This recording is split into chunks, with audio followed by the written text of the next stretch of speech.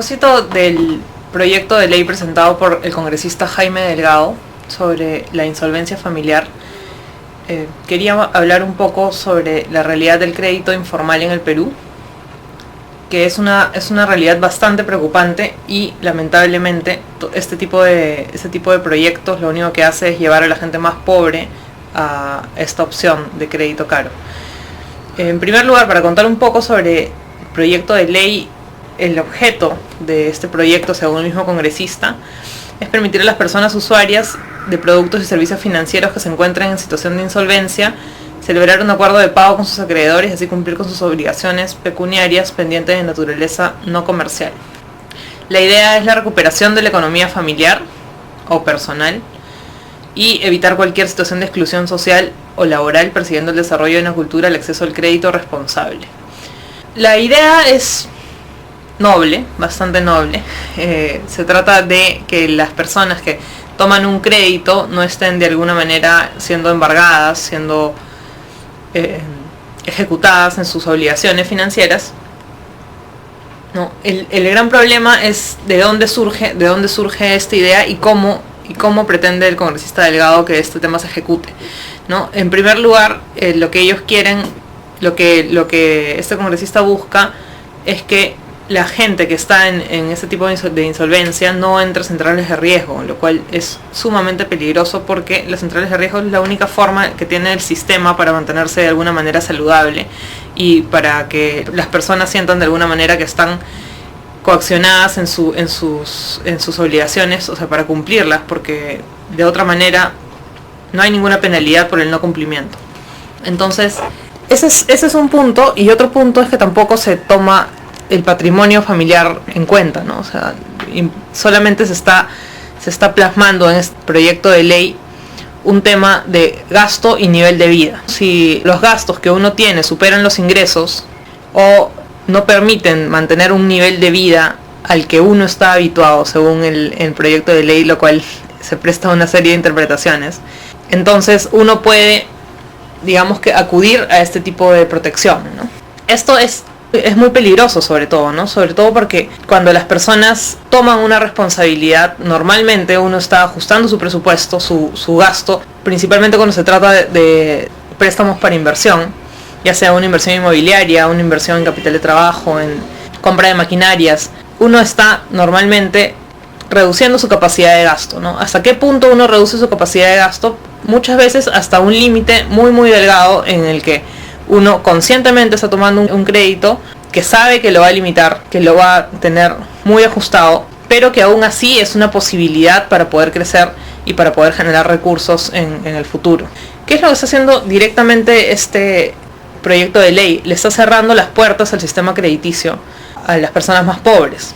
No solamente se trata de un gran problema de riesgo moral que se va a generar, de modo que las personas puedan endeudarse irresponsablemente y en algún momento decir que sus gastos ya no los pueden cubrir de una manera a la que está acostumbrado, sino que además a las personas que conscientemente sí toman el crédito, saben que eso va a ajustar sus presupuestos y aún así ven esto como la única manera de poder invertir, de poder crecer, de poder generar fuente de trabajo para ellos mismos y para sus familias. Entonces ese es el principal problema, ¿no? O sea, cómo este proyecto de ley se regresa contra los pobres como un boomerang cuando en realidad se les trata de dar una ayuda. Y esto nos lleva a hablar del tema del crédito informal en el Perú. Nosotros hace pocos meses hicimos un estudio sobre la base de encuestas del Instituto Cuanto sobre los prestatarios de crédito informal. Nos interesaba saber por qué las personas acceden a ese tipo de crédito y sobre todo cuáles son sus condiciones. Algunos hallazgos interesantes del estudio es el desconocimiento que tienen las personas sobre la tasa de interés que toman. En primer lugar, cuando se les pregunta cuál es el factor determinante para elegir un crédito, en general, las personas responden más del 50% que es la tasa de interés como el principal atributo. Pero cuando uno va desmenuzando la información que recogemos en las encuestas, se da cuenta de que en realidad la gente es muy poco consciente del monto de interés mensual al que está sujeto.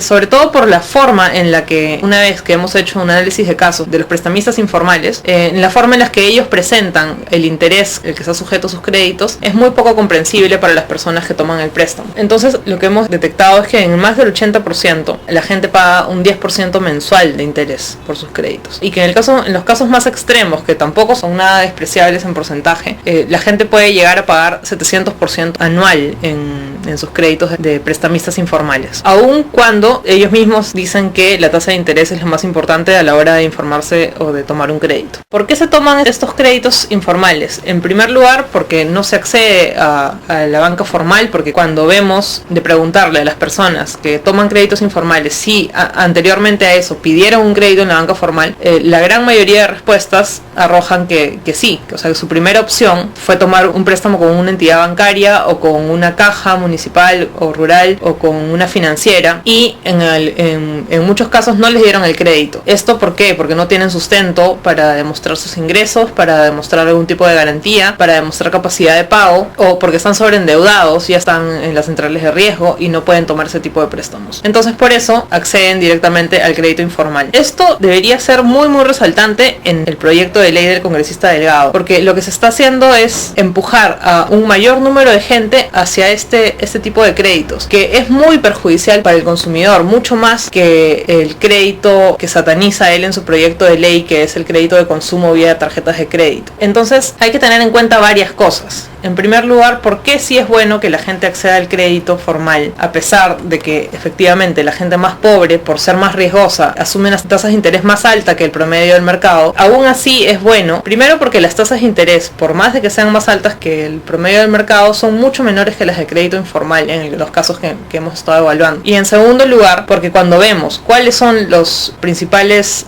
objetivos, digamos, del crédito formal, vemos que este crédito, al ser formal, al ser de más largo plazo, al tener más garantías para la solicitud, para el desembolso del monto, etcétera, son créditos que están mucho más relacionados con la inversión y con el capital de trabajo y la compra de maquinarias que en el caso de los créditos informales. Esto revela que el crédito formal debe ser fomentado en la medida en la que le permite al usuario de bajos recursos incrementar su capital de trabajo, incrementar su nivel de vida accediendo a viviendas que pueden ser hipotecadas, etcétera. Entonces, al cerrarle esta posibilidad de crédito formal, solamente le queda el crédito informal, que en contraposición con el crédito formal vemos que es un crédito de muy corto plazo y con altos intereses. La mayoría de créditos informales son de muy corto plazo, como mencionaba, menores a 4 meses en su mayoría, y es dinero que es usado en alguna medida para capital de trabajo, pero principalmente para pago de deudas. Esto hace que los prestatarios de crédito informal tomen dinero en muy cortos plazos, pero paguen muy altos intereses. Esto es muy negativo para ellos, porque no tienen un colateral, que en este caso podría ser un inmueble, que haga que en el largo plazo sus ingresos vayan a aumentar. En este caso simplemente hay algunos ejemplos que hemos obtenido de este informe. Por ejemplo, uno va a una casa de empeño y para pedir un monto muy pequeño piden un porcentaje de intereses más o menos de 15% mensual. Los plazos son muy cortos porque obligan al cliente a pagar mensualmente. Y no solamente eso, sino también a dar una garantía. Y en realidad el negocio del prestamista informal está muy relacionado a la venta de este tipo de garantías. Entonces, le cobran altos intereses, le dan un monto mucho menor al precio real del objeto que está dando en garantía, y además ejecutan la garantía si es que la persona no logra pagar. Es un crédito muy dañino, a diferencia del crédito formal, que, como mencionaba, tiene colaterales en los cuales se genera una relación mucho más de largo plazo con el sistema financiero, y que son inversiones que se hacen y que van a repercutir directamente en los ingresos de las personas. Entonces, este proyecto de ley está empujando a las personas hasta este tipo de crédito, que es perjudicial bajo todo punto de vista, y lo que va a hacer en respuesta del sector bancario no es necesariamente incrementar las tasas de interés proporcionalmente al riesgo del cliente, sino simplemente negarle el crédito a clientes que no estén preparados para tenerlo o que sean muy riesgosos para entrar a este tipo de insolvencia familiar. Muchas gracias por la atención prestada. El estudio que menciono lo pueden encontrar en nuestra página web a partir de la fecha.